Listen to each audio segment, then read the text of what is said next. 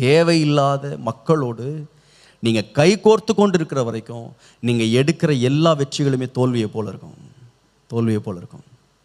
உங்களுடைய வாழ்க்கையில் தேவன் சில மனிதர்களை வேண்டாம் என்று ஆண்டவர் ஒதுக்குறாரு, வேண்டாம் என்று சொல்லி தள்ளுறாருன்னா, நீங்கள் தொடர்ந்து நீங்கள் அதில் நீங்கள் முரண்பட்டு நான் ஒரு முரட்டாட்டமாக இல்லை, எனக்கு இந்த கூட்டம் எனக்கு வேணும், ஏன்னா இவங்க மூலமாக தான் எனக்கு வெற்றி கிடைக்க போகுது அப்படின்னு நீங்கள் நினச்சிங்கன்னா, அது நிச்சயமாக உங்களுடைய வாழ்க்கையில் அந்த வெற்றி கூட தோல்வியை போல தெரியும்.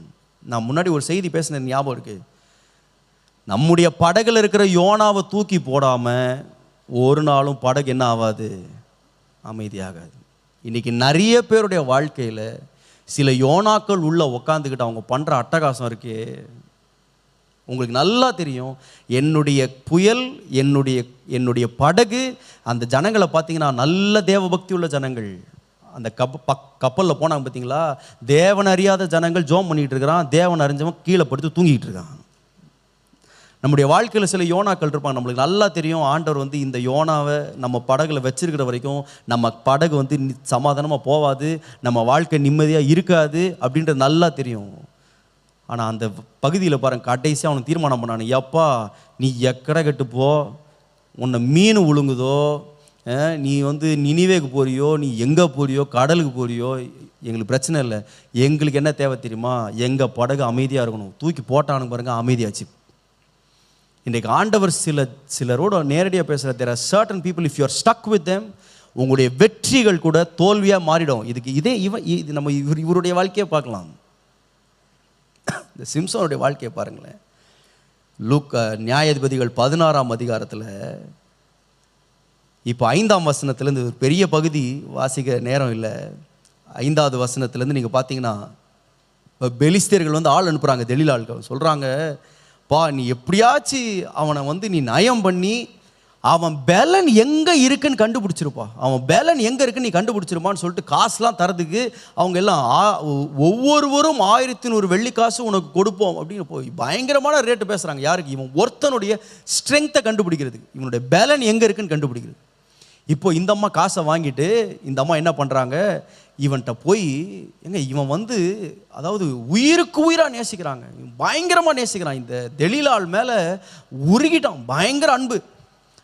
இப்போ இந்த அன்பை இவ பயன்படுத்தி இவ கேட்குறா, உன்னுடைய பலன் எங்கே இருக்குது அப்படின்னு சொன்னால், இவன் சொல்கிறான் பாருங்க, இவர் ரொம்ப அறிவாளியாமா. யார்? நம்ம சிம்சோன். நான் எப்படி சொல்லிடுவேன் உனக்கு அப்படின்ற அறிவாளி மாதிரி பெரிய வெற்றி எடுக்கிறார் இவர். எப்படின்னா, உலராத பச்சையான 7 அகனினார் கயிறுகளாலே என்னை கட்டினால், அதாவது சொல்கிறார் இந்த 7 பிராண்டெலாம் சொல்கிறார். அக்மார்க், இந்த ISO 9001 இப்படிலாம் பெரிய பிராண்ட் பேர்லாம் சொல்லி உலராத பச்சையான 7 அகனினார் கயிறுகள் அப்படின்னு நம்புகிற மாதிரி சொல்கிறான். இதில் வச்சு நீ என்னை கட்டினா நான் என்ன பண்ணுவேன், நான் பலட்சியமாகி மற்ற மனுஷரை போல ஆவேன் அப்படின்னு சொல்கிறாங்க. ஏங்க இவன் சொல்கிறானே, அன்னைக்கே நடக்குதுங்க இது. இவன் சொல்கிறான், இதில் இந்த கயிறு வச்சு நீ கட்டினா நான் பலட்சியம் ஆயிரும் அப்படின்னு சொன்னால், இந்த பெலிஸ்தியர்கள்ட்ட போய் இவன் சொல்கிறான், இந்த கயிறு வாங்கிட்டு வாங்க, இதை கட்டினா அவன் பலன் போயிருமா அப்படின்னா, இப்போ இவன் கயிறை வச்சு கட்டுறாங்க. இப்போது இவனுக்கு அறிவு வரணுமா வராதா? ஏன்னா நம்ம ஒன்று சொல்கிறோம், என் பலன் போவோம், இதில் நீ கட்டினா என் பலன் போயிடும்னு சொல்கிறோம்.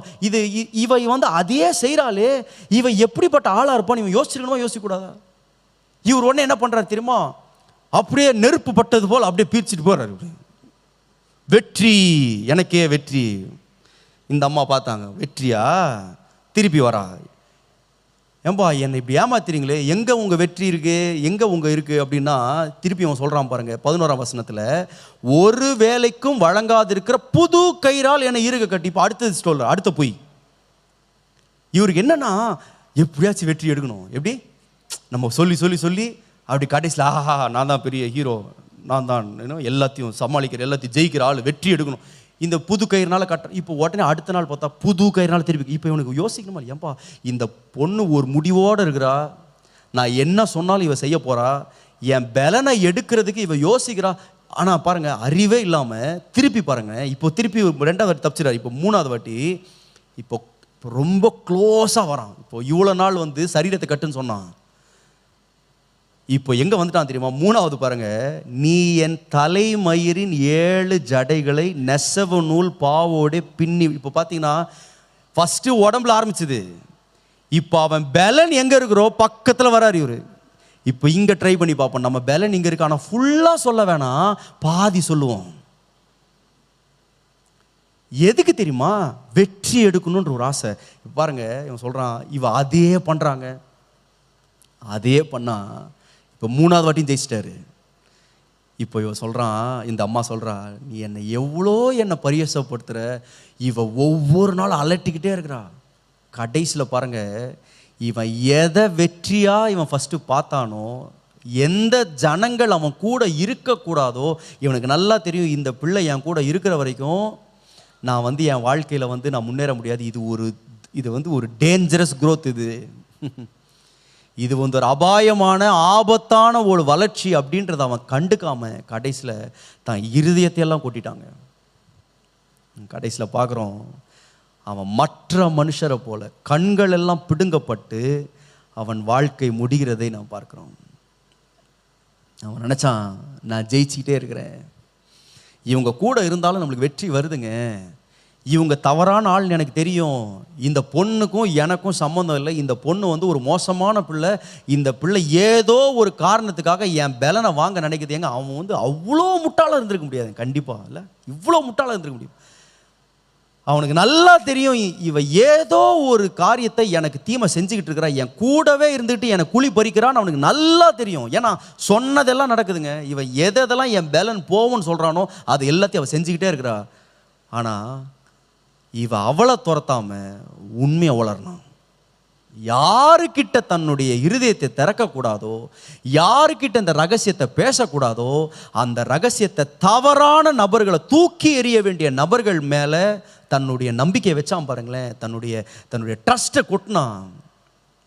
கடைசியில் கண்ணு போயிடுச்சு, தலைமுடி போயிடுச்சு, பேலன் போயிடுச்சு.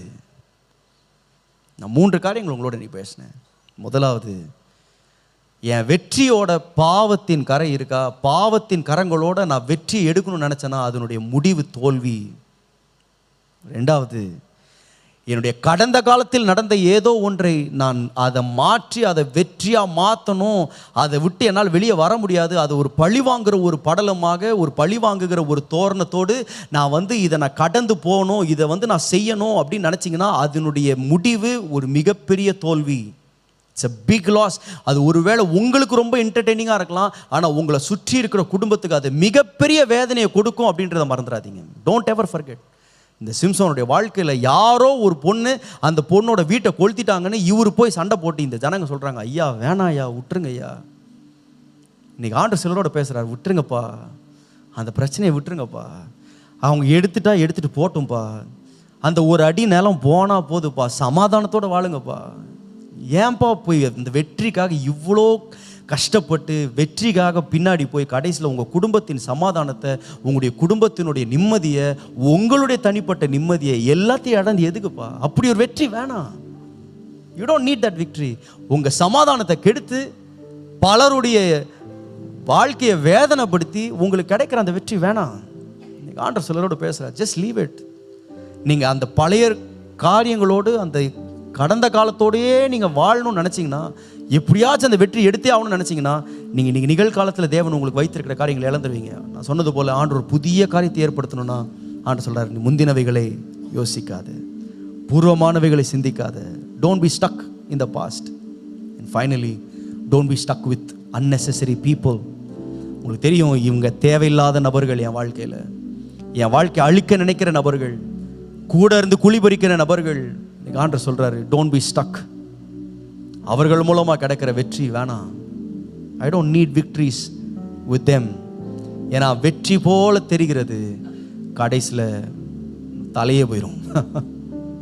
தலையே போயிடும். கர்த்தர் நம்மோடு பேசுகிறார். எல்லாரும் கண்களை மூடலாமா?